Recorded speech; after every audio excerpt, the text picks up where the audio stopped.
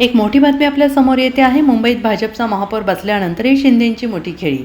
1.25 वर्षासाठी शिवसेनेला महापौरपद मिळणार. राज्याचं लक्ष लागलेल्या मुंबई महानगरपालिकेच्या महापौरपदावरून महायुतीत एकमत झालेलं असून मुंबई महापालिकेत शिंदेंच्या शिवसेनेला 1.25 वर्ष महापौरपद मिळणार आहे. सत्तेच्या काळातील 5 वर्षांपैकी कधीही 1.25 वर्ष शिंदेंच्या शिवसेनेचा महापौर मुंबईत असणार आहे. दोन्ही पक्षातील वरिष्ठ नेत्यांमध्ये एकमत झाल्यानंतर महापौर पदासाठी 1.25 वर्षाचा फॉर्म्युला निश्चित झाल्याची सूत्रांची माहिती आहे.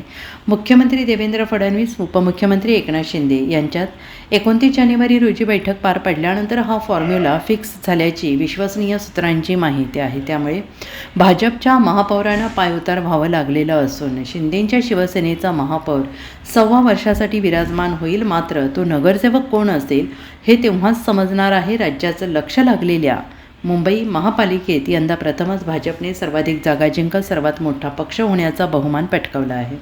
मुंबई महापालिका आपल्या ताब्यात ठेवण्यासाठी ठाकरे बंधू एकत्र आले होते. मनसे प्रमुख राज ठाकरे, शिवसेना ठाकरे पक्षाने युती करत मुंबई महापालिकेची निवडणूक लढवली. मात्र युतीला बहुमत मिळवण्यात अपयश आले तर राज ठाकरेंच्या मनसेला केवळ 6 जागा जिंकता आल्या.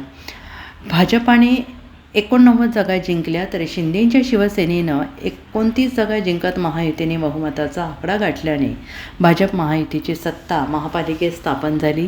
मात्र महापौर पदाची मागणी शिवसेनेकडून होत असल्याने महापौर निवडीला उशीर होत होता.